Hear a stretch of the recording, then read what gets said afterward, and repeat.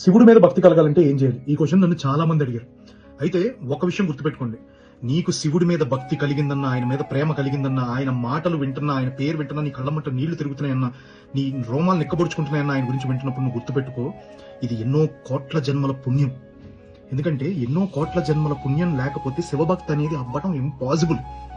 ఎందుకంటే మీరు ఒకటి గుర్తుపెట్టుకోండి, శివుడు చూడంగానే అట్రాక్ట్ చేసేసి ఇంత ఉండదు.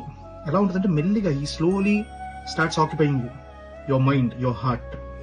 సో ఆ తర్వాత సర్వం శివోహం అయిపోతుంది. నీ ఇంట్లో ఒక శుభకార్యం జరిగిందంటే, నీకు ఉద్యోగం వచ్చినా, నీకు పెళ్లి జరిగినా, నీకు సంతాన భాగ్యం కలిగినా, లేకపోతే జీవితంలో ఏదన్నా విజయం కలిగినా, సర్వ శుభాలకు కారణం ఈశ్వరుడు. అందుకే ఆయన్ని శుభంకరుడు అంటారు. నీ లైఫ్ లో ఏ శుభకార్యం జరిగినా అది శివుడి యొక్క అనుగ్రహంతో, ఆయన అనుమతించందే నీ జీవితంలో శుభకార్యం జరగదు. సో ఏ శుభకార్యం జరిగినా ముందు ఆయనకి థ్యాంక్స్ చెప్పుకోవటం నేర్చుకో. అండ్ ఆయనకి థ్యాంక్స్ చెప్పడంతో పాటు పక్కవాడికి కూడా ఆయన వల్ల నీకేం మంచి జరిగిందో చెప్పు. కష్టంలో ఉన్నవాడికి శివతత్వం చెప్పడం అంటే, ధర్మరక్షణ కోసం యుద్ధం చేస్తా మీమాంసలో ఉండిపోయిన అర్జునుడికి కృష్ణుడు భగవద్గీత చెప్పినంత గొప్ప కష్టంలో ఉన్నవాడికి శివతత్వం చెప్పడం. ఎక్కడో గురుకులంలో ఉండి విద్య నేర్చుకున్న లవకుశలు అయోధ్య వచ్చి తమ ఎప్పుడూ చూడని తమ తండ్రి గురించి తమకే తెలియకుండా అద్భుతంగా గానం చేసినంత గొప్ప విషయం శివుడి గురించి నువ్వు అందరికీ నీకు జరిగిన మంచి గురించి చెప్పడం అంటే.